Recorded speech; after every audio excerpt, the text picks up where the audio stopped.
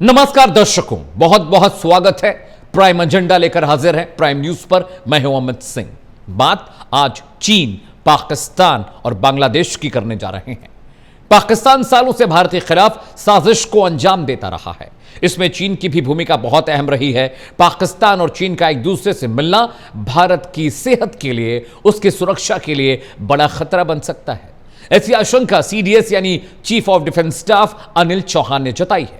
CDS ने कहा कि पाकिस्तान को बीते 5 सालों में 70 से 80% हथियार और इक्विपमेंट चीन से मिले हैं। सीडीएस चौहान ने चीन के बांग्लादेश और पाकिस्तान में बढ़ते दखल को लेकर भी प्रतिक्रिया दी है। उनके मुताबिक हिंद महासागर क्षेत्र के देशों का आर्थिक संकट यानी इकोनॉमिक क्राइसिस उन्हीं के लिए दिक्कत बन सकता है।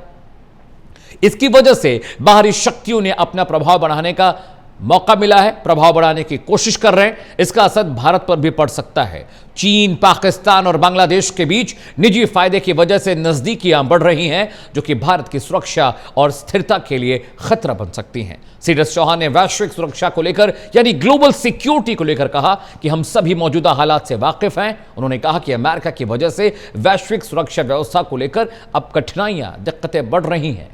चीन, पाकिस्तान, बांग्लादेश मिलकर भारत के खिलाफ 3 फ्रंट वॉर की जो स्थितियां हैं, माहौल पैदा कर रहा है।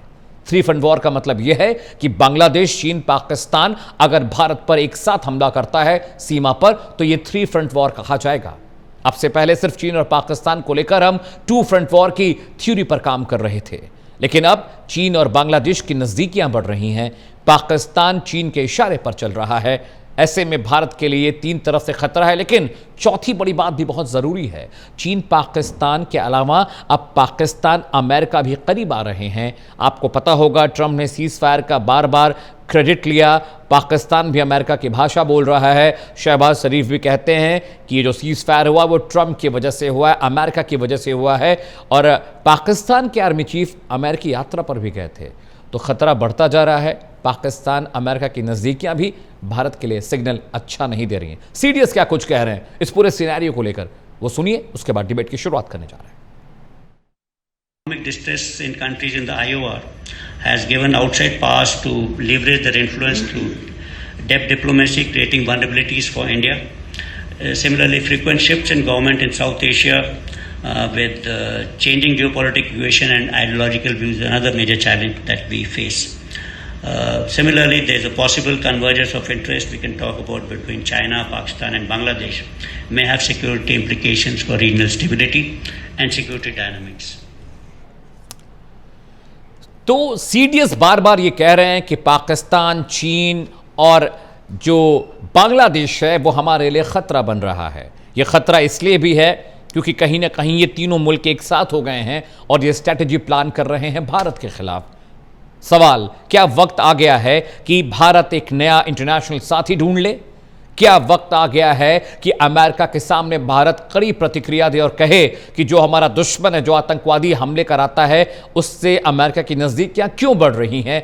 या फिर कहीं ना कहीं भारत की विदेश नीति कमजोर पड़ रही है? एक बड़ा पैनल मेरे साथ है, उसके जरिए इस पूरे मामले को, पूरे सिनेरियो को समझने की कोशिश करेंगे। स्वागत कीजिए खेमचंद शर्मा का, प्रवक्ता है भारतीय जनता पार्टी के। खेमचंद जी, बहुत बहुत स्वागत है। अमित तिवारी मेरे साथ हैं, स्पोक्स पर्सन है कांग्रेस के। बहुत बहुत स्वागत है अमित जी।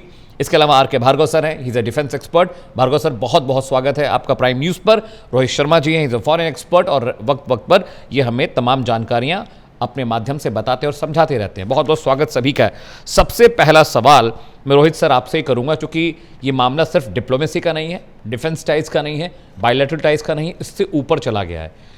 पहले 2 फ्रंट वॉर की बात हम करते थे रोहित सर, अब ये 3 फ्रंट वॉर हो गया है बांग्लादेश और चीन की नज़दीकियों की वजह से। अमेरिका, पाकिस्तान भी अब दोनों गलबैयाँ कर रहे हैं। पाकिस्तान अमेरिका की भाषा बोल रहा है। अमेरिका के राष्ट्रपति, उपराष्ट्रपति पाकिस्तान की तारीफ करते हैं व्हाइट हाउस के प्रेस कॉन्फ्रेंसेस में। ये क्या सूचक है, क्या बता रहा है आपके लिहाज से?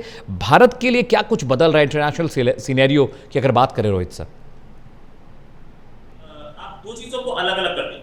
Done sir. एक ये कि अमेरिका पाकिस्तान के दोस्त भी जी, और एक है 3 फ्रंट वॉर। 2 अलग अलग चीजें, इन दोनों को आप जोड़ नहीं सकते जी। क्यों नहीं जोड़ सकते? क्योंकि अमेरिका पाकिस्तान दोस्ती हो ही इसीलिए रही है कि वो अमेरिका जो है वो पाकिस्तान को चाइना से दूर करना चाह रहा है। ठीक है, वो चाइना से दूर होगा तो ये 3 फ्रंट वॉर टूटेगी। राइट। पहली चीज। दूसरी चीज, ये थ्री फ्रंट वॉर जो हो रही है, अगर ये रियली सक्सेसफुल हो रही है, ये थ्री फ्रंट वॉर का जो गेम है, अगर इसमें ये मटेरियलाइज कर रहा है, तो अमेरिका पाकिस्तान दोस्ती नहीं बने, तो इम्पॉसिबल। क्योंकि चाइना को ही तो कर्टेल करना है, अमेरिका का मेन ऑब्जेक्टिव। तो ये तीन अगर इकट्ठे आएंगे तो अमेरिका की मजबूरी है इंडिया के साथ आना, वो पाकिस्तान को कभी वो नहीं करेगा, पहली चीज। दूसरी चीज कि क्या इंडिया कैपेबल है इन तीनों को कंट्रोल करने के लिए? कैपेबल, इसमें कोई शक नहीं। कभी भी किसी भी वॉर में पूरी आर्मी यूज नहीं होती, 3 बटालियन 4 बटालियन 71 वॉर में भी, जो यहाँ पे डिफेंस के लोग बैठे हैं वो बताएंगे। देखिए एक चीज और, कि पाकिस्तान, बांग्लादेश, चाइना, ये वॉर से ज्यादा हमारा नुकसान कैसे कर सकते हैं? अंदर आतंकवाद भेज के, अंदर दूसरी चीजें भेज के, अंदर सेपरेटिज्म को बढ़ावा दे करके। यहाँ एक प्रॉब्लम है, यहाँ ये हर फेस्टिवल पे दंगा करा सकते हैं, इस्लामिक आतंकवाद बढ़ा सकते हैं, ये काम वॉर अभी बहुत डिस्टेंट हुई, बहुत डिस्टेंट। सीडीएस साहब ने जो बात बोली है उनकी कैलकुलेशन बिल्कुल सही है कि हमें इनसे सतर्क रहना चाहिए और हमें इनकी तैयारी करनी चाहिए। लेकिन क्या अमेरिका उस सूरत हाल में किसके साथ रहेगा? अमेरिका क्या इंडिया को अकेला छोड़ेगा? और छोड़ेगा तो फिर कैसे छोड़ेगा? अभी हमने मोर रिसेंटली देखा है कि इंडिया के शिप्स नए इंडक्ट हो रहे हैं रशिया के मदद से। आप कल ही की या आज ही सुबह एक स्टेटमेंट है कि हम 5th जनरेशन फाइटर खरीदेंगे अपने एलाइज कंट्रीज के साथ जी। अगर अमेरिका इतनी बड़ी डील छोड़ना चाहता है तो पाकिस्तान से दोस्ती रखे, हमें क्या प्रॉब्लम है? हमें SU-57 खरीद लेंगे, हमें प्रॉब्लम नहीं है। एग्जैक्टली सर, अमेरिका इतना बड़ा मार्केट छोड़ना चाहता है कि हाँ बैठ, लेकिन युद्ध अभी बहुत दूर है, बहुत दूर है, बहुत दूर। एक चीज, दूसरी चीज ये साजिश कर सकते हैं हमारी इकोनॉमी तोड़ने, ये साजिश कर सकते हैं हमारे खिलाफ कहीं साउथ इंडिया में कुछ मूवमेंट्स चला के, या नक्सल मूवमेंट, माओवादियों को, अर्बन नक्सल को सपोर्ट करके ये सपोर्ट कर सकते हैं आतंकवाद को, ये प्रॉब्लम्स कर सकते हैं। अभी वॉर की बात, ये 3 कंट्रीज मिलके, तो it will be a devastation for them. Pakistan में बांग्लादेश तो दुनिया के नक्शे से निपट जाएगा, पाकिस्तान इस हालत में आ जाएगा कि हाथ में कटोरा हो। चाइना इतना वीक हो जाएगा कि वो अमेरिका से लड़ नहीं पाएगा। हालांकि इंडिया तीनों से लड़ेगा तो हारने के चांसेस हैं, नो डाउट। मैं नहीं बोल रहा कि हम तीनों को हरा देंगे, लेकिन चाइना की हालत वो हो जाएगी कि वो अमेरिका के कंपैरिजन में कहीं नहीं रह जाएगा जिससे वो लड़ना चाह रहा है। चाइना को अपना मिशन पता है, उसे छोड़ के वो इंडिया के मिशन में नहीं आएगा। वो ये चाहता है, चाइना ये चाहता है कि इंडिया उसके कंपैरिजन में ना खड़ा हो, उसके पड़ोस में 2 ऐसे लोग खड़े कर दो जिसमें वो फंसा रहे। वो हो रहा है, और ऐसे में लड़ाई युद्ध नहीं होगा। लेकिन सीडीएस साहब जो बोलते हैं, क्योंकि वो आर्मी के ऑफिसर रहे हैं, तो उनकी थिंकिंग उस हिसाब से सही है, हमारी तैयारी पूरी होनी चाहिए। ठीक है, मैं भार्गव सर के पास जा रहा हूँ। भार्गव सर, स्वर्गीय जनरल विपिन रावत जी जब थे तो उन्होंने भी 2 फ्रंट वॉर की थ्योरी को दिया था कि चीन पाकिस्तान बहुत बड़ा खतरा भारत के लिए है और हमें इसकी तैयारी करनी चाहिए। अब बांग्लादेश भी इसमें शरीक हो गया है, शामिल हो गया है। अनिल चौहान साहब जब बोल रहे थे सर, तो उनकी प्रेस कॉन्फ्रेंस, उनके संबोधन में वो चिंता दिख रही थी। कहीं ना कहीं क्या सेना को डिप्लोमेटिकली भी वो पावर नहीं मिल रही है, और क्या भारत की जो विदेश नीति है उसको भी लेकर सवाल खड़े हो रहे हैं?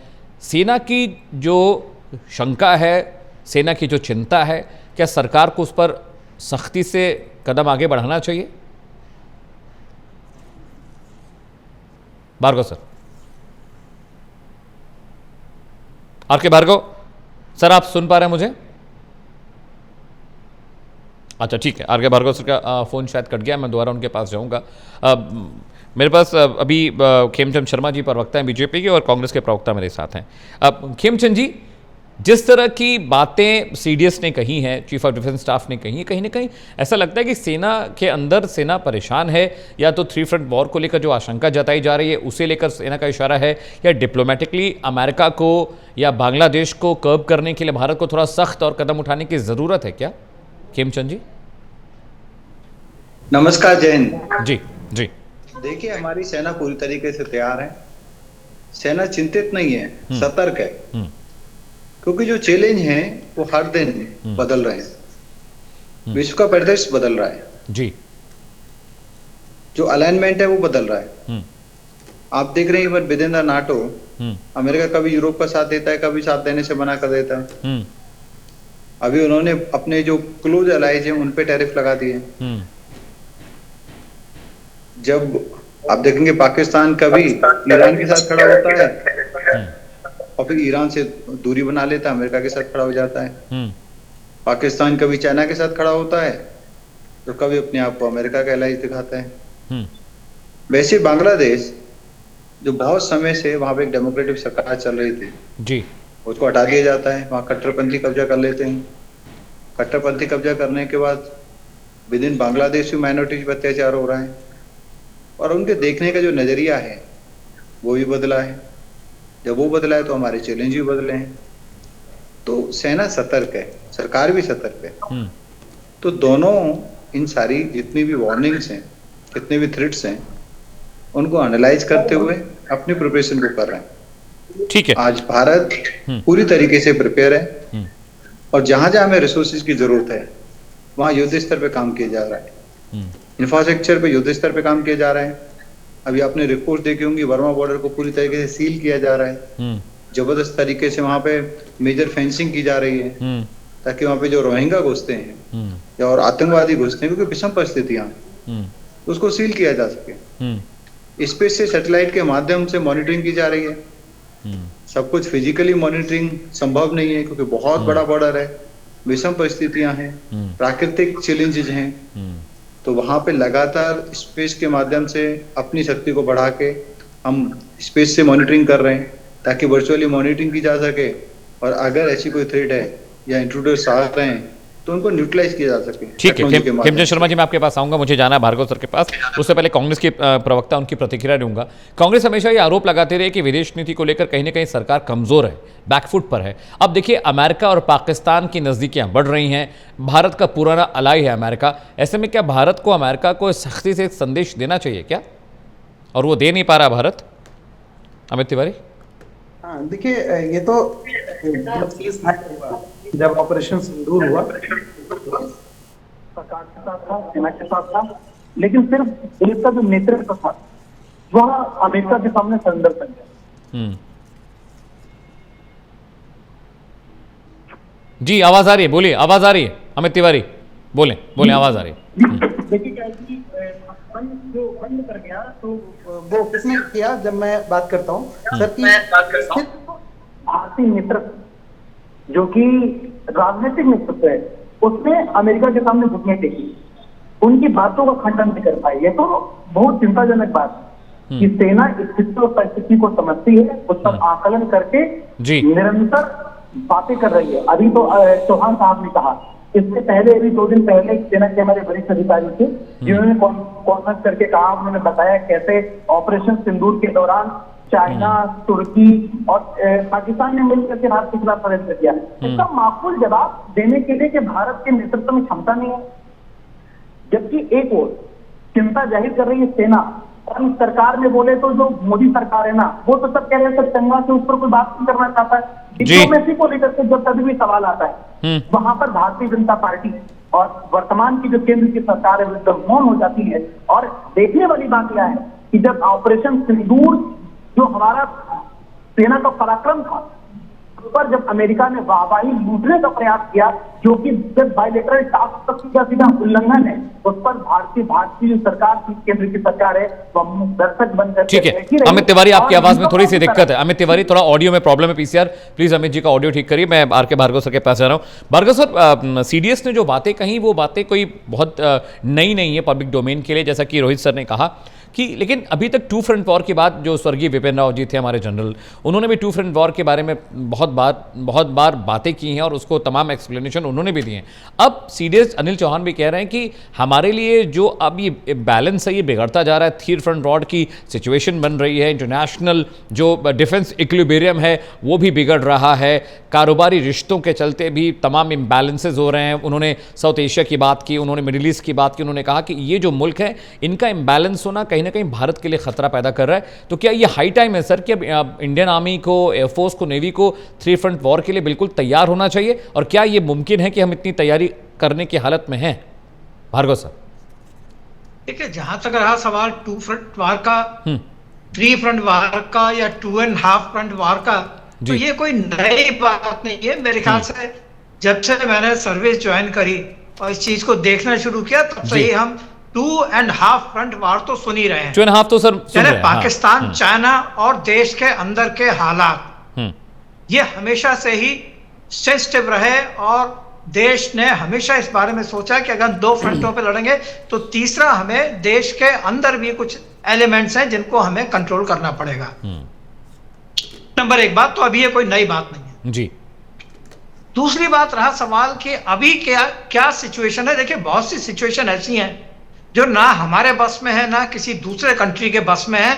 और कहते हैं ना कि इंटरनेशनल पॉलिटिक्स या इंटरनेशनल सिचुएशन जो है ये हमेशा डायनेमिक होती है, ये एक स्टैटिक नहीं होती हैगी। देखिए, ईरान और इराक में लड़ाई हुई थी जी। इजराइल किसी समय ईरान के बहुत क्लोज था, लेकिन अभी ईरान और इजराइल दोनों एक दूसरे के दुश्मन है। इराक अभी ईरान के साथ में है जी। बांग्लादेश कभी हमारे साथ था, आज बांग्लादेश को हम मित्र देश तो किसी भी हालत में नहीं कह सकते। तो यहां पर ये हालात चेंज हो गए। तो इसलिए ये कहना कि उस समय के हालात में आज के हालात में क्या चेंज आया, देखिए हमारी पॉलिटिकल लीडरशिप को भी और जो फोर्सेज हैं, आर्मी, नेवी, एयर फोर्स या बीएसएफ या अंदर सीआरपी जो लुक आफ्टर करेगी, इन तीनों को इन जो बाहर की डायनामिक्स में चेंज हो रहा है उससे लड़ने के लिए हमेशा तैयार रहने की जरूरत होती है। ऐसा नहीं है कि हम बंद होकर के बैठ जाएं। बिल्कुल हमारी सेना को आज की तारीख में जो हमारे, देखिए ईस्ट में भी अभी जो बांग्लादेश है वहां से भी हमें खतरा है, खतरा होना शुरू हो गया है। वहां से बांग्लादेशी आ रहे हैं, वहां से रोहिंग्या आ रहे हैं और वो इलाका एक ऐसा हो गया जिसको कि हम आज सेफ नहीं कह सकते हैं। बार बार आप सुनते होंगे कि ये सिलीगुड़ी कॉरिडोर के बारे में बहुत बार बातें आ रही हैं। तो ये क्यों आ रही हैं? हालांकि ये सिलीगुड़ी कॉरिडोर पहले भी था, लेकिन जब तक बांग्लादेश के साथ हमारे रिश्ते ठीक थे, हमने कभी इतना सेंसिटिव होकर के उसके बारे में नहीं सोचा। हालांकि सोचा तब भी था, ये उस समय भी हमारे ख्याल में था, लेकिन अब हम उसको एक डिफरेंट एंगल से सोचते हैं। चाइना उस कॉरिडोर के किनारे पर बांग्लादेश के अंदर आना चाहता है, ये एक नया डेवलपमेंट है, हमें इसके बारे में सोचना होता। तो ये तो जो जियोपॉलिटिकल सिचुएशन चेंज हो रही है उसके हिसाब से हमको अपने आप को तैयार रखना पड़ेगा। हमें पाकिस्तान के फ्रंट को भी देखना पड़ेगा, चाइना के फ्रंट को भी देखना पड़ेगा और देश के अंदर जो रोहिंग्या या बांग्लादेशी बैठे हुए हैं उनको भी देखना पड़ेगा। वो आज हमारे लिए एक बहुत बड़ा खतरा है। ठीक है भार्गव सर, मैं आपके पास देश के अंदर वो हालात पैदा कर सकते हैं जिससे हमें निपटने के लिए बहुत से सीरियस होकर के सोचना पड़ेगा। Fair enough sir. Rohit sir, जैसा कि आपने बोला कि पाकिस्तान को चाइना से दूर करने के लिए अमेरिका अपनी स्ट्रैटेजी पर काम कर रहा है।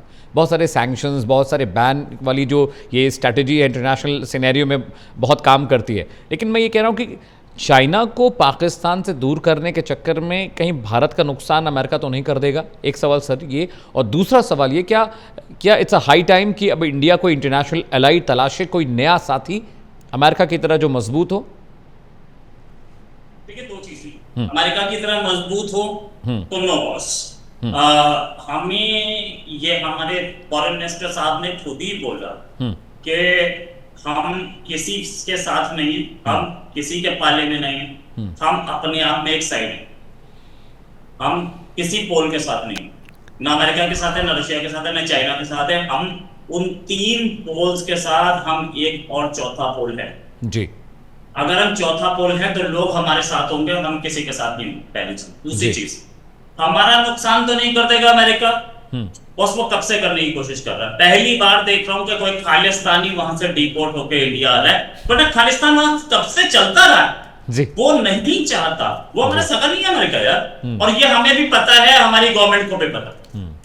हमारी गवर्नमेंट इसीलिए तो रशिया का साथ नहीं छोड़ती, वरना 1 मिनट में छोड़ा जा सकता था। तुम्हें जरूरत है हमारी, इसलिए तुम हमसे दोस्ती कर रहे हो। हेनरी किसिंजर, जो कि एक जमाने में सेक्रेटरी ऑफ स्टेट हुआ करते थे अमेरिका के, और जैसे बोलते हैं एक्सटर्नल अफेयर्स मिनिस्टर अमेरिका के जी, उन्होंने बोला था America does not have any permanent friends और enemies, it only has permanent interests. Right. तो आपका इंटरेस्ट है, आप हमसे बात कर रहे हो, आपका इंटरेस्ट है, आप हमारा साथ दे रहे हो। आपका इंटरेस्ट नहीं है, आपने 70 साल नहीं दिया।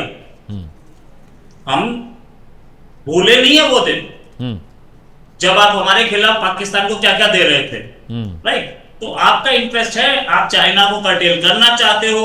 ये चाइना भस्मासुर आप ही ने तो पैदा किया था। आपकी उसकी वॉर में हम क्यों फंसेंगे भाई? जब 62 में हमारी वॉर हो रही थी, ऑफकोर्स रशिया से ज्यादा अमेरिका ने सपोर्ट किया था उस समय, लेकिन उस समय आपकी सेना आ सकती थी, आपकी नहीं आई ना। उसके बाद भी डोकलाम में आपने क्या किया जी? हमारा लद्दाख में स्टैंड ऑफ क्या किया आपने? तो बहुत सारे मेरे पास तो इश्यूज हैं, मेरे पास तो बहुत सारे वो है। आप तो अमेरिका को सपोर्ट, आप तो खालिस्तानियों को सपोर्ट करते, घूम रहे, पन्नू वहीं बैठा, क्या आपने कर लिया भाई? हमारे फॉरेन मिनिस्टर साहब ने बहुत अच्छी चीज बोली कि हमारे हमारे अखबार कुछ लिख देते हैं यूरोप के किसी फॉरेन मिनिस्टर के बारे में कि वो ये स्टेटमेंट दे रहे हैं, तो वो हम उनके इंटरनल अफेयर्स में वो दे रहे हैं, उनके इंटरनल अफेयर्स में दखलंदाजी कर रहे हैं, ऐसा यूरोप बोलता है। और हमारे कंट्री के एम्बेसी पे से फ्लैग उतार दिया जाता है, वो फ्रीडम ऑफ स्पीच है। ये कहां तक हम टॉलरेट करें? तो यूरोप के, अमेरिका के डबल स्टैंडर्ड्स हैं, नई चीज नहीं है ये डबल स्टैंडर्ड्स हम पहले दिन से देख रहे हैं। आज इनको हमारी जरूरत है तो फाइन, लेकिन अगर हम एक साइड हैं, हम ग्लोबल साउथ को साथ लेके चल रहे हैं, और ये ग्लोबल साउथ वो वाला नहीं है जो नेहरू जी लेके चले थे 62 में चाइना से हारे थे जी। ये ग्लोबल साउथ वो वाला है जो कि हम अपनी हिम्मत रखते हैं, हमारे पास मिसाइल्स हैं, हमारे पास न्यूक्लियर वेपन्स हैं, हमारे पास प्लेन हैं, हम डेवलप कर रहे हैं अपनी एक स्ट्रॉन्ग नेवी को, एक एयरफोर्स को, हर तरीके के मिसाइल्स हमने टेस्ट कर रखे हैं। हम क्या बदल किसी भी तरीके के फ्रंट पे लड़े, हम वो पोल है और लोग हमारे साथ आ रहे हैं, दिख रहा है। ठीक है रोहित सर, एक इंटेल ये भी है कि पाकिस्तान अमेरिका की मदद से बलूच आर्मी है, बलूच लिबरेशन फ्रंट या बलूचिस्तान है, उसको कंट्रोल करने की कोशिश कर रहा है। तो ये भी कहीं ना कहीं भारत के लिए थोड़ा सा नुकसान तो जरूर है ना? अमेरिका कंट्रोल करने की, अमेरिका बलूच लिबरेशन फ्रंट को कभी कंट्रोल होने नहीं देगा, क्योंकि वो चाइना को बाहर निकाल रहा। खबर जो आ रही है वो कैसे भी आ रही है मुझे नहीं पता, खबरें अपने अपने सोर्सेस से आती हैं, लेकिन कौन दे रहा है हथियार पे? टीटीपी को इंडिया दे रहा है क्या? तो अमेरिकन हथियार कैसे पकड़े जा रहे हैं? ये खबरें अमेरिका भी निकलवाता है कई बार, लेकिन हाँ ये है कि अमेरिकन हथियार टीटीपी के हाथ में। अमेरिका खुद बोलता है कि हम बहुत सारे हथियार छोड़ के आए थे, वो तालिबान के हाथ में आए, वहां से वो टीटीपी के हाथ में आ गए। पाकिस्तान बोलता है कि ये सब अफगानिस्तान से चलता है और अफगानिस्तान से हथियार मिलते हैं। अमेरिकन के पीएलए के पास भी अमेरिकन हथियार हैं। तो जब चाइना एक दुश्मन है दोनों का, पीएलए का, टीटीपी का और अमेरिका का, तो अमेरिका कर्टेल नहीं करना चाहेगा, नहीं करना चाहेगा। खुद हथियार भी दो और खुद कर्टेल भी करो, तो ये तो वही हालत है जैसे पाकिस्तान कोशिश कर रहा है बहुत साल से कि वो कश्मीर में टेररिज्म और दूसरा इंडिया में जो टेररिज्म आ रहा है उसको रोके, वैसे अमेरिका भी रोकेगा, सिंपल। ठीक है, मैं खेमचंद शर्मा के पास जा रहा हूँ। खेमचंद जी, एक आरोप ये भी केंद्र सरकार पर लगता रहा है कि ट्रंप के मीडिएशन के बाद बिजनेस वो द मेन मोटिव, कारोबार और ये जो चीज़ें हैं इंटरनेशनल ट्रेड और टैरिफ, इन सब वजहों से भी क्या भारत ने मजबूरन या किसी दबाव में आकर सीज़फायर का ऐलान किया?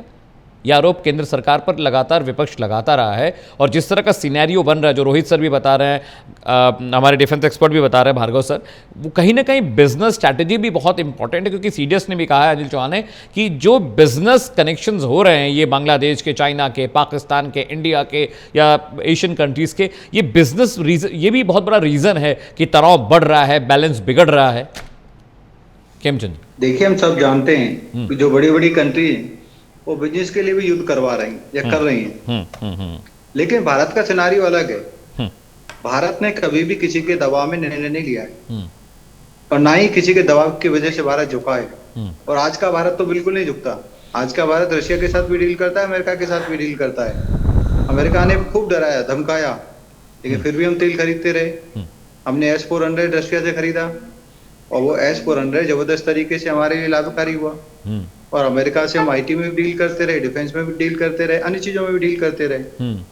तो जो कांग्रेस है वो इस समय नकारात्मक है, फ्रस्ट्रेटेड है, डिजेक्टेड है, रिजेक्टेड है लोगों। तो एक बार इसीलिए वो अनर्गल बातें करते हैं। आदरणीय प्राइम मिनिस्टर मोदी जी ने क्लैरिफाई किया, नकारा नहीं। हमारे फॉरेन सेक्रेटरी ने क्लैरिफाई किया, फॉरेन मिनिस्टर ने क्लैरिफाई किया, और फॉरेन फॉरेन मिनिस्टर ने तो अमेरिका में जाके बोल पाकिस्तान को दिया हमला करने के पहले और क्वाड में जाके बोला, भारत के बड़े बड़े फोरम पे जाके बोला। लेकिन इनको विदेशियों पे विश्वास है, अपनी सरकार के सरकारी बयान पे विश्वास नहीं है, अपने ऑथराइज बयान पे विश्वास नहीं है। और लॉजिकल ये फॉरेन मिनिस्टर ने कहा जब हमारा लक्ष्य प्राप्त हो गया 100%, अरे अमित रुक जाओ, मैंने तुमको डिस्टर्ब नहीं किया, सुन लो, आप आधा घंटा बोलना, अभी आपका भी टाइम है, अगर आपको बोलना है तो परमिशन ले लो। तो ये जो कांग्रेस है इस समय अमित तिवारी, ठीक है, Amit Tiwari please hold on, Amit Tiwari बात पूरी करने दीजिए, अमित तिवारी ठीक है, mister Khemka please go ahead. ये सहन नहीं कर पाते, जैसे सच्चाई बोलो ये तिलमिला जाते हैं, इनकी झूठ पकड़ी गई है, लोगों को मुंह नहीं दिखा पा रहे हैं।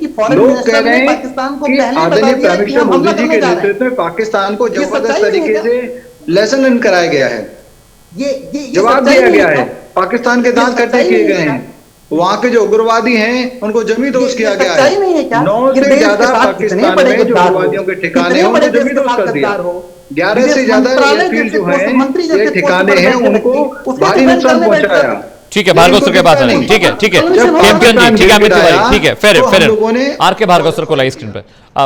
भार्गव सर, एक बहुत बड़ा कंसर्न इंटरनेशनल सिनेरियो तो है ही, लेकिन अगर एक आर्मी के लिहाज से देखिए, सेना के लिहाज से देखिए, तो ये बहुत स्ट्रेसफुल होता है कि भाई आपका एक दुश्मन नहीं है, आपको चाइना बॉर्डर भी सिक्योर करना है, आपको LAC भी करना है, आपको LOC भी सिक्योर करना है, अब नया नया जो दुश्मन बन रहा है बांग्लादेश को भी आपको कंट्रोल करना है, कर्व करना है। हमारे पास इतने नंबर्स, इतने आर्म्स, एमिनेशन, इतने सोल्जर्स हमारे पास हैं कि रियल टाइम में हम तीनों ही बॉर्डर्स को सिक्योर कर सके, ऐसी स्थिति हमारे पास है क्या?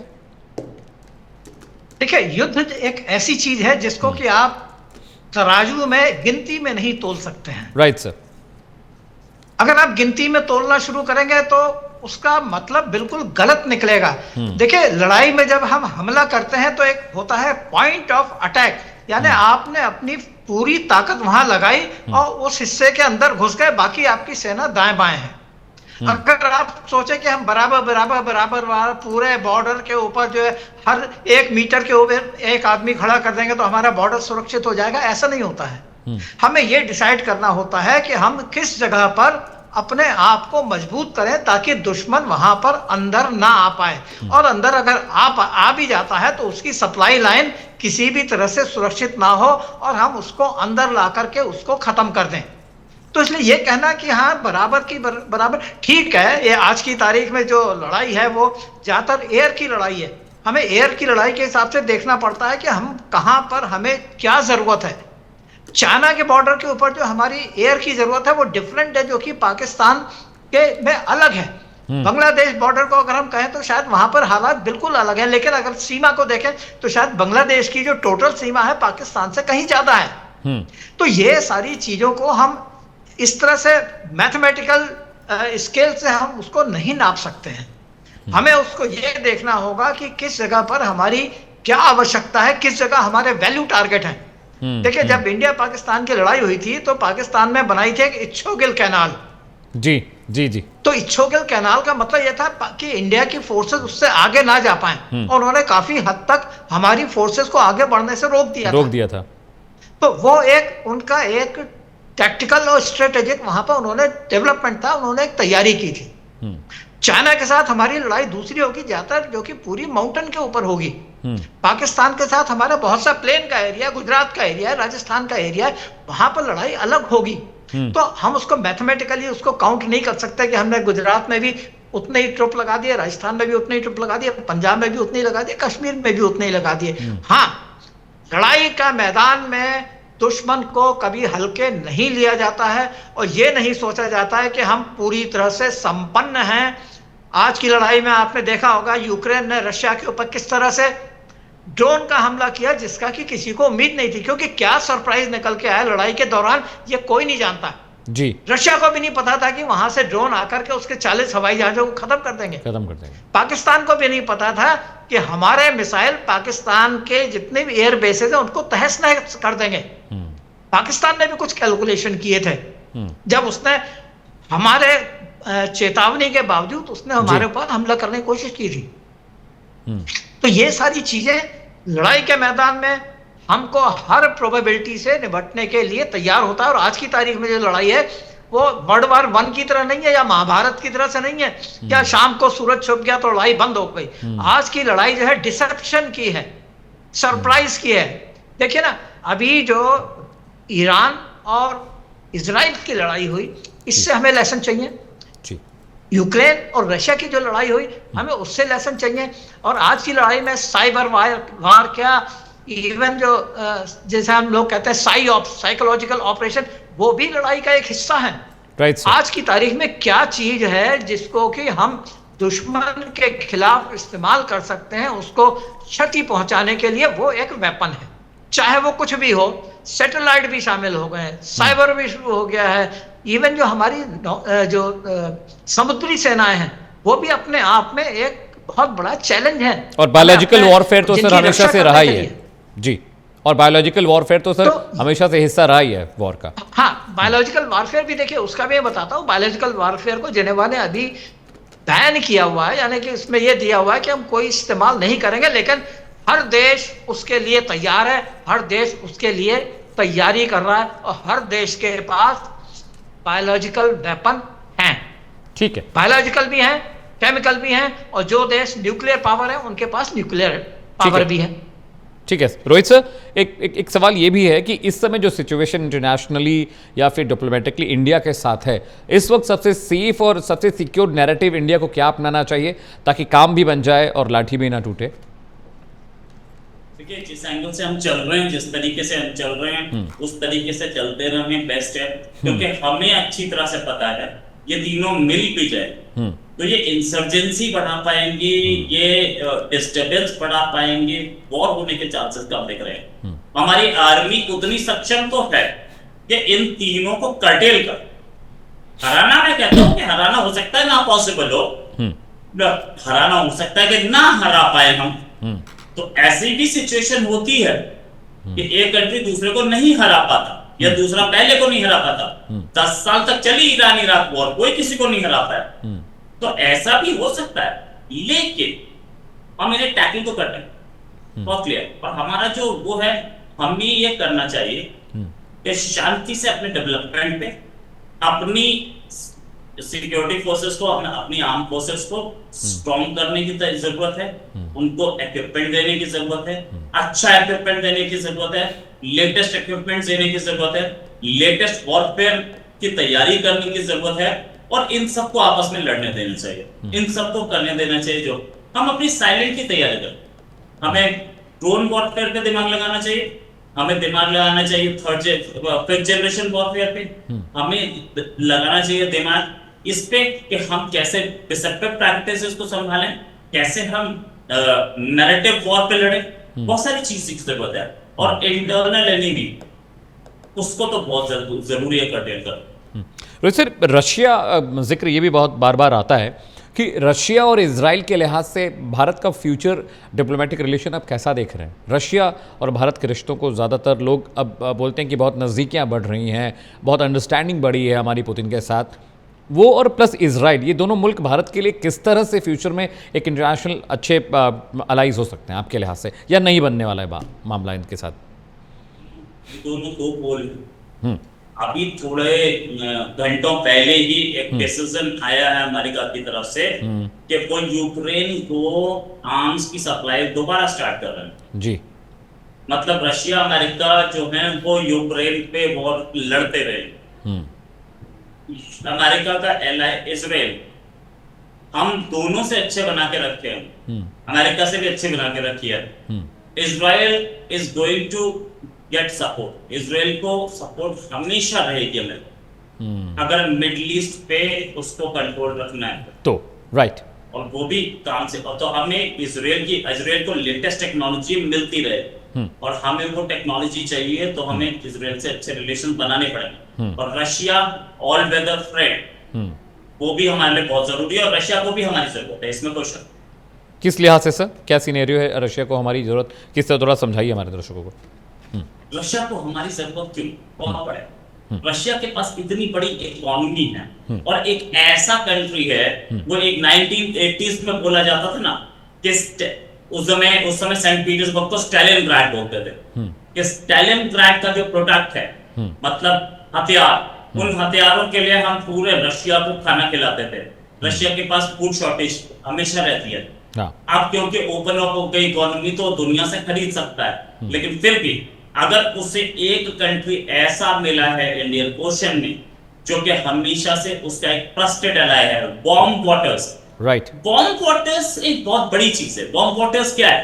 सर्दियों में समुद्र जम जाता है रशिया के आसपास का, तो वो ऐसे समुद्र ढूंढता है जहां से माल की सप्लाई हो जाए, और वो warm waters Indian ocean, Pacific ocean का नीला। राइट सर, हो सकता है जी।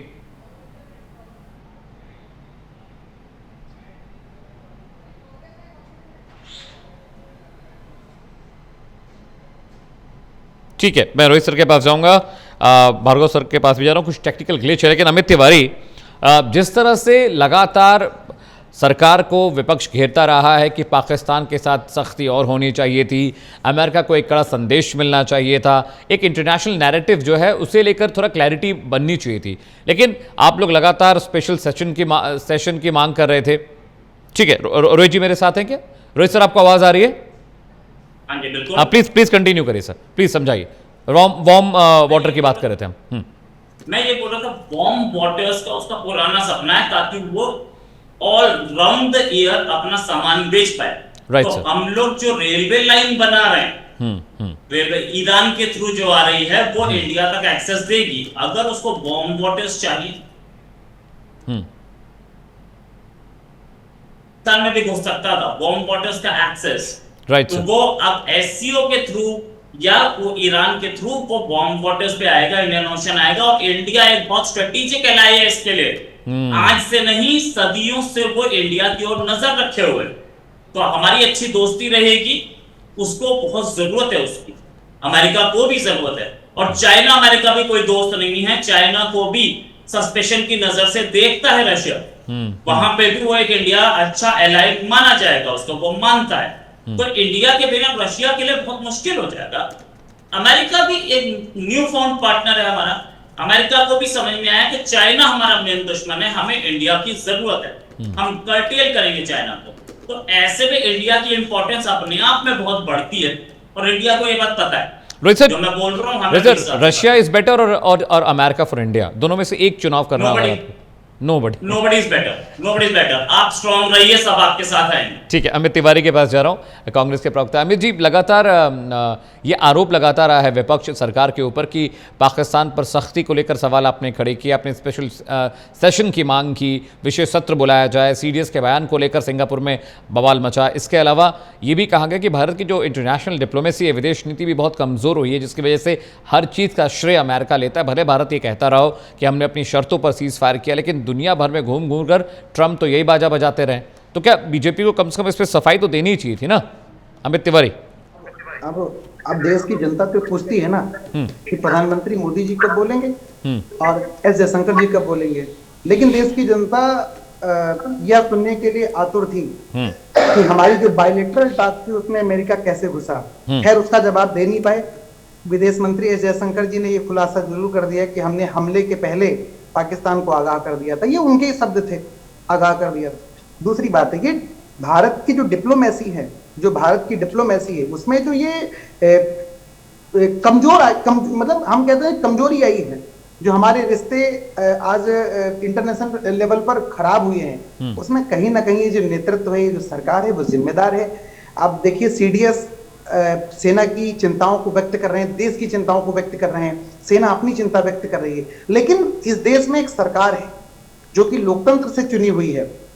और जब देश को ऑपरेशन सिंदूर, जब सेना चला रही थी देश के लिए ऑपरेशन सिंदूर, वहां पर पूरा विपक्ष, पूरी जनता एक साथ थी, और उसके इन आउटकम्स क्या हुए, मेरिट डिमेरिट्स पर बात करनी थी। जो स्पेशल सेशन की बात हो रही थी, उस पर सरकार मूक दर्शक बन गई और कुछ भी नहीं कर पाई। ये एक पहलू नहीं है। हम देखते हैं कि जब अवैध रूप से रह रहे अमेरिका में लोगों को निकाला गया, तो केवल वो भारत नहीं था, वहां के लोगों को निकाला गया हो, भेजा गया हो। भारत के लोगों को जिस अमानवीय तरीके से पैरों में हथकड़ियां बांध के, हाथों में हथकड़ियां बांध करके, इवन यहां तक कि उन्हें रास्ते में जो खाने पीने की चीजें दी गई वो भी अपमानजनक थी। उस पर भी भारत ने आज तक अपना रुख स्पष्ट नहीं किया। जहां तक बांग्लादेश का सवाल है कि यहाँ टीवी चैनलों पर बैठ करके भारतीय जनता पार्टी की जो प्रवक्ता हैं ये खूब डींगे हाँकेंगे, लेकिन यहाँ माइनॉरिटीज की बात करेंगे बांग्लादेश के, लेकिन जो इंटरनेशनल फोरम्स पर भारत को विरोध करना चाहिए था, भारत को अपनी आपत्ति दर्ज करानी चाहिए थी बांग्लादेश से, वहां पर दर्शक बन जाते हैं और सिर्फ मुंह में दही जमा करके बैठे रहते हैं। ये प्रमाण है इस बात का कि भारतीय जनता पार्टी सिर्फ और सिर्फ छद्म राष्ट्रवाद, सेना का मनोबल गिराने और सिर्फ हम तो कहते हैं ना, ये कैसे करेंगे जब इनके बड़े से बड़े मंत्री चीनी एजेंसियों के साथ बड़े बड़े व्यापार में संलग्न हैं, डिफेंस के व्यापार में संलग्न हैं, आए दिन आरोप लगते हैं और उन पर कोई क्लियरेंस नहीं होता है। जिनकी 4-4 करोड़ की कंपनियां, 4-4 हजार करोड़ की कंपनियां बन गई, 40-40 हजार करोड़ की कंपनियां बन गई चीनी डिफेंस सिस्टम्स के माध्यम से। अब वो जवाब कैसे देंगे? भारत की विदेश नीति को तार-तार करने का काम, उस पर अस्पष्टता लाने का काम, भारत की जो साख थी वो 71 में भी थी। ठीक है, हमें जवाब ले लेते हैं। ठीक है खेमचंद जी, हमें जवाब, Khemchand ji please kindly reply on that. Khemchand ji, वो साख गिराने का देखिए काम अपनी हार में मोदी जी इतने ज्यादा नकारात्मक हो गए हैं कि अब मोदी जी को क्रिटिसाइज करते करते देश को क्रिटिसाइज करने लगे हैं। आज इनको अपनी सेनाओं पे भरोसा नहीं है, सेना की ब्रीफिंग पे भरोसा नहीं है, हमें सेना पर भरोसा है, हमें गद्दारों पर भरोसा नहीं है, भरोसा नहीं है, अपनी सरकार पे भरोसा नहीं है। आज हम फोर्थ लार्जेस्ट इकोनॉमी है, पहले बता दिया था आज हम विश्व के इन गद्दारों पर पिलर भरोसा हैं, नहीं है। आज हमें पूरा सेना विश्व पर हमारी भरोसा तरफ है कि देखता ऑपरेशन है, की ऑपरेशन आज सिंदूर अमेरिका भी हमारी तरफ देखता है, और रशिया भी हमारी तरफ देखता है। गद्दार बैठा है। ईरान इजराइल युद्ध हमें में भी नहीं पता था घर के अंदर हमने जयचंद बैठा है। इंडिपेंडेंट तरीके जो पहले सूचना दे देगा डीजीएमओ को। कर रही है, बदनाम करने का काम कर रही है। तो कह रहा हूं, हमें सेना पर भरोसा था। अरे हम लोगों ने बांग्लादेश को की देश है, वहाँ पे हम सत्ता चेंज करें ऐसा होता नहीं, लेकिन जहाँ पे पहले ही बता दिया वहाँ पे माइनॉरिटी के साथ जब उन्होंने वहाँ कट्टरपंथी और उत्पीड़न किया, हमारी सरकार ने जोरदार तरीके से उस मुद्दे को उठाया, इंटरनेशनलाइज किया और बांग्लादेश मजबूर हुआ। और आप लोग वही हैं तो आप कहते हैं कि 1971 में हम लोगों ने युद्ध जीता, 93,000 सोल्जर्स हमारे पास थे, लेकिन आपने हिंदुओं के लिए क्या किया बांग्लादेश के? क्या आपने बांग्लादेश के हिंदुओं को कुछ सहायता दिलवाई? जहाँ डोमिनेटेड हिंदू एरिया थे, क्या वहाँ पे आपने सहायता दिलाई? क्या आपने चिकन नेक को चौड़ा किया? क्या आपने पाकिस्तान से पीओके वापस लिया? क्या आपने करोड़ों की संख्या में जो बांग्लादेशी मुस्लिम भारत में आ गए थे, क्या उनको वापस भेजा? नहीं भेजा। कांग्रेस ने देश को बर्बाद करने का काम किया। पूरे नॉर्थ ईस्ट का डेमोग्राफी आप लोगों ने किया, वहाँ पे कन्वर्जन फैलाया और इलीगल बांग्लादेशियों के माध्यम से वहाँ पे आप लोगों ने डेमोग्राफी चेंज की। आपकी गलतियों की वजह से हमारा कश्मीर का बड़ा पार्ट पाकिस्तान के पास है, आज पीओके बना। अगर आप लोगों की गलती नहीं होती तो पीओके नहीं बनता।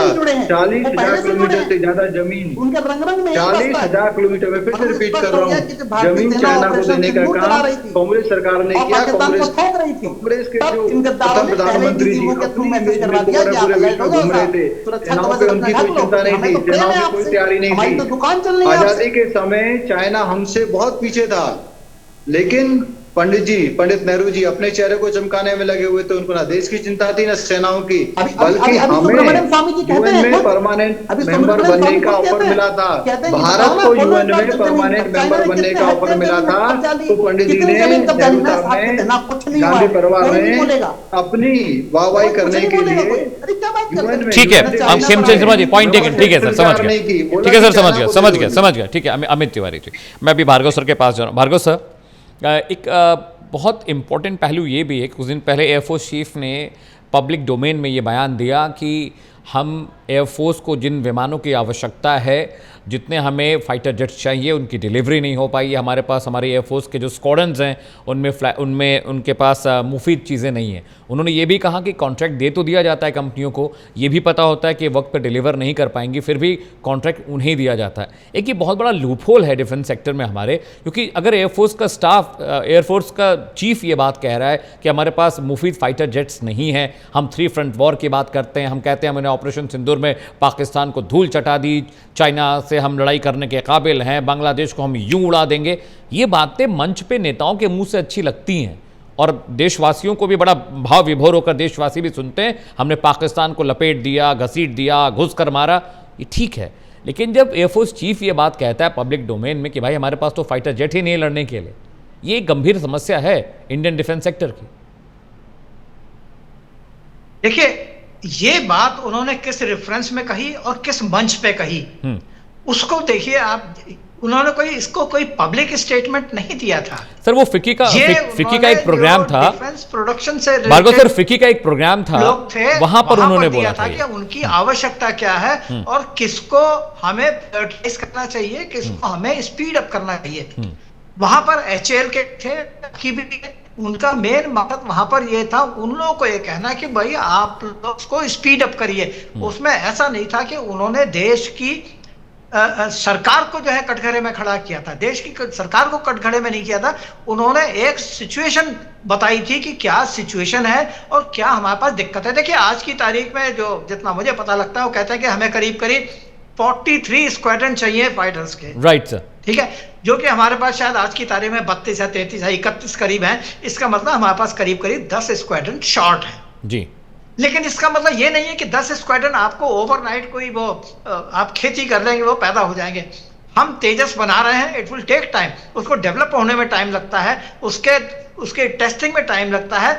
लेकिन इसका मतलब ये नहीं है कि हम बिल्कुल वहां पर हमने हथियार अपने हाथ डाले हुए हैं, सरकार उसमें कुछ नहीं कर रही है। अभी सरकार ने ही जो है राफेल लिए थे, उसके बाद सरकार नेवी के लिए भी राफेल ले रही है, तो कहां से हो रहेंगे? ये ऐसा नहीं है। उन्होंने जो कहा था उसको मेरे ख्याल से ये देखना चाहिए कि उन्होंने किस रेफरेंस में कहा था और किस मंच पे कहा था, वो बहुत जरूरी है। भार्गव सर, एक बात जी, एक बात और मैं कहता हूं, दूसरे ये कि ठीक है हमारे पास एयरफोर्स के जहाजों की कमी है, लेकिन हम उसके बजाय दूसरी चीजों को उससे कंपेंसेट कर रहे हैं। आप देखिए, ईरान और इजराइल की लड़ाई देख लीजिए, चाहे रशिया और यूक्रेन की लड़ाई देख लीजिए। आज की तारीख में हथियार, ठीक है एयरफोर्स बहुत काम आती है, लेकिन उससे ज्यादा आज की तारीख में कौन काम आ रहा है? मिसाइल्स काम आ रहे हैं, ड्रोन काम आ रहे हैं, जिन्होंने हैवॉक मचा रखा है जहां भी जाते हैं। आदमी 1000 करोड़ का हवाई जहाज भेजने के बजाय कुछ करोड़ का मिसाइल भेजना पसंद करेगा, कुछ लाख का ड्रोन भेजना पसंद करेगा, और जो भी एरोप्लेन है उनकी एक डिफरेंट टाइप की यूटिलिटी है जिसके लिए उनको इस्तेमाल किया जाता है। इसलिए ये कह देना कि सर हम तो बिल्कुल लाचार हो गए और हमारे पास कुछ नहीं है, 3 फ्रंट की लड़ाई नहीं लड़ सकते, ऐसा नहीं है। आज की तारीख में पाकिस्तान को देखिए, अभी जो 4 दिन की लड़ाई हुई थी, हमने उसमें पाकिस्तान का एयर डिफेंस सिस्टम को पूरी तरह से नेस्तनाबूद कर दिया था। और वहां पर जितने भी हमारे वहां पर उस समय स्क्वाड्रन लगे हुए थे, वो आराम से थे कि ठीक है इनका पूरा हमने एयर डिफेंस खत्म कर दिया। अब हम वहां पर एयर सुपीरियरिटी हमारे पास है, हम पाकिस्तान को जरूरत पड़ी तो बटियामेट कर देंगे। ठीक है, तो ये जरूरत किस थिएटर में हमें पड़ती है, कितनों की जरूरत पड़ती है, ये उस समय डिसाइड होगा। सर, बात ये भी तो है कि 3rd जनरेशन 4th जनरेशन के विमान 5th जनरेशन के विमान से कहाँ टक्कर ले पाएंगे। मतलब मसला ये भी है, तेजस, सुखोई, मिराज, राफेल हमारे पास बहुत कम है सर, आप ये बात जानते हैं। खैर वो अलग मसला है। रोहित सर के पास मैं जा रहा हूँ। रोहित सर, एक तो हथियारों की जो ये दौड़ शुरू हुई है इंटरनेशनल मार्केट में, वो भी एक बहुत वजह है कि अमेरिका, रशिया, इजराइल जैसे जो मुल्क हैं, इनका एक अलग फेस है जिस फेस के ज़रिए ये हथियार बेचते हैं। नेटो कंट्रीज़ बहुत सारी हैं जो अपना हथियार बेचने के लिए पूरी स्ट्रैटेजी प्लान करती हैं, ऐसा माहौल बनाती हैं इंटरनेशनली कि भाई आपको हथियार तो लेना ही है, विमान खरीदिए, जेट खरीदिए, शिप खरीदिए, फलाना खरीदिए, धमाका खरीदिए, आपके पास ड्रोन्स होने चाहिए, आपके पास ये होना चाहिए वो। तो एक अलग मार्केट भी ट्रैवल कर रहा है इंटरनेशनल डिप्लोमेसी के साथ, जिसको पिच करते हैं तमाम कंट्रीज़ जब इनके बीच बायलैटरल टॉक्स होती हैं, विजिट्स होती हैं, राष्ट्राध्यक्ष जाते हैं, मिलते हैं, हाथ मिलाते हैं, तो वहाँ पर एक पीछे से एक रास्ता और आता है जो ये कहता है कि हमारा सामान तो ले लो जी। रोहित सर, बिल्कुल। देखिए एक चीज और, आप छोटे से एग्जाम्पल लीजिए, AK-47 बड़ा अच्छा वेपन है, क्लाशनिकोव, राइट सर। AK-47 बहुत अच्छा वेपन है। उस वेपन की खूबी ये है कि 10 साल तक उसे आप तालाब में डाल दीजिए, बाहर निकाल के चलाएंगे, 10 साल बाद चलेगी। हाँ, इसीलिए उसको आतंकवादी ये सब यूज करते हैं कि बड़ा रफ टफ वेपन, बहुत रफ एंड टफ वेपन है। राइट, बड़ा रफ एंड टफ वेपन है। उस वेपन की खूबी बहुत सारी हैं, बहुत सारी है। और वो है क्या? लोहा कितना किलो, 4 किलो 5 किलो लोहे का रेट क्या है, और 5 किलो कितने का, ये 4 लाख 5 लाख की क्यों है? सारा बीच में पैसा खाया जा रहा है, सारा पैसा खाया जा रहा है। भार्गव सर, मैं आपके पास आऊंगा अभी लोहे की बात पर। जी रोहित सर। हाँ, अरबों के वेपन्स, अरबों के जो वेपन्स बिक रहे हैं उनकी कॉस्ट हजारों में, हाँ, लाखों में, राइट, ठीक है, राइट सर। तो वो लोग ये गेम खेलते हैं कि आपको कोई और देने वाला नहीं है, आपको हमसे लेना पड़ेगा, तो आप लीजिए लाखों में, चाहे ड्रोन हो, चाहे मिसाइल हो, चाहे प्लेन हो, इंजन तो लगेगा, और इंजन टेक्नोलॉजी नहीं आपके हाथ में, वो देने के लिए तैयार नहीं। तो इसी पे इंडिया ने एक तोड़ निकाला कि ठीक है आप नहीं दोगे ना, हम फ्रांस से लेंगे, बात तो करो हमसे।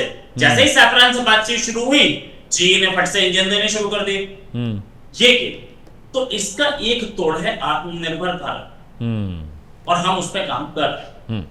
मैं AK-47 की बात करूं, आप बोफोर्स का तोप का एक गोला, राजेश सर ज्यादा बता पाएंगे, मुझे करगिल के टाइम का पता है 80,000 में एक था, 80,000 का एक गोला। कॉस्ट क्या उसकी, एक गोला कॉस्ट क्या उसकी 5,000 नहीं थी उस समय, जो 80,000 का बेच रहा था वो, और वो भी हमने बोफोर्स को ब्लैक लिस्ट कर दिया था, तो ब्लैक में खरीद रहा था 1.5 लाख के आसपास। तो इतना महंगा, इतने प्रॉफिट मार्जिन हैं, इतने प्रॉफिट मार्जिन हैं। हैंड ग्रेनेड में एक कवर है, अंदर एक्सप्लोजिव है, ये लाख में जा रहा है। तो ये असलियत है कि इतने रोहित सर, ये भी एक angle, Rohit sir I am very happy and this is very smart कि ये भी एक एंगल है कि लोहे की कीमत कितनी है और 4 किलो लोहे के जो गन है उसकी कीमत कितनी है। भार्गव सर, वक्त मेरे पास नहीं, मैंने 1 मिनट उधार मांगा है अपने पीसीआर से। मैं आपसे ये समझना चाहता हूँ कब हम इजराइल, अमेरिका, रशियन मुल्कों की तरह, उनकी तरह वेपन्स और गन्स बना पाएंगे, क्योंकि हम इजरायली गन्स भी यूज़ कर रहे हैं, अमेरिकन राइफल्स भी हमारे पास हैं, रशिया से भी बहुत सारी हमारे पास राइफल्स हैं जो हम यूज़ कर रहे हैं। उनके लेवल की राइफल ही हम कब बना पाएंगे? इंजन और विमान तो छोड़ दीजिए, उस लेवल की राइफल्स हम कब प्रोड्यूस करेंगे? नहीं, ये मेरे ख्याल से मैं आपको बताता हूं, we are already on way of manufacturing all these things, right. हाँ, हमारी इमीडिएट रिक्वायरमेंट आज की तारीख में है, क्योंकि उसको बनने में टाइम लगता है, तो इसलिए उसको हमें जरूरत पड़ रही है इंपोर्ट करने के लिए या दूसरे देश से लेने के लिए। लेकिन आप देखें ना, पिछले 10-11 साल में हमने टेक्नोलॉजी को कहां से कहां ले गए। ट्रू, हमने ब्रह्मोस बना लिया। अब आपको देखिए, वो बात हो रही थी ना कि ट्रम्प कह रहे हैं कि सीज फायर मैंने कराया। आखिर सीज फायर हुआ कैसे? हमने जो मिसाइल फायर किए, मतलब वो इतने एक्यूरेट थे जिसने जाकर के अमेरिका को हिला दिया पाकिस्तान के अंदर। राइट सर, उनको उम्मीद नहीं थी कि हम इतना एक्यूरेट, इतना प्रिसाइज फायर कर सकते हैं। जब वहां पर यह फायर हुआ, अमेरिका को लगा कि अब तो हमारा मामला आउट हुआ, तो उन्होंने कहा कि भैया सीज फायर करो। तो उसको जवाब क्या मिला था कि भैया पाकिस्तान को बोलो जाके कि वो हमारे से रिक्वेस्ट करे सीज फायर करने के लिए। तब DGMO पाकिस्तान ने हमारे यहाँ बात की कि भैया रोक दो, इससे आगे हम नहीं। सर, कम से कम कांग्रेस के प्रवक्ता ये बात सुन रहे हो। हमारी जरूरत है इमीडिएट रिक्वायरमेंट जो होती है। देखिए, आपके घर में भी क्या होता है, आपके घर में भार्गव सर, मैं माफी चाहता हूँ, भार्गव सर माफी चाहता हूँ, वक्त बिल्कुल नहीं है, बट ये डिबेट बहुत अच्छी जा रही थी और रोहित सर ने आज मुझे एक नया एंगल दिया समझने का कि 4 किलो लोहा बाजार में कितना बिकता है और वो 4 किलो लोहा हम रशिया से खरीदते हैं तो हम कितना पैसा देते हैं।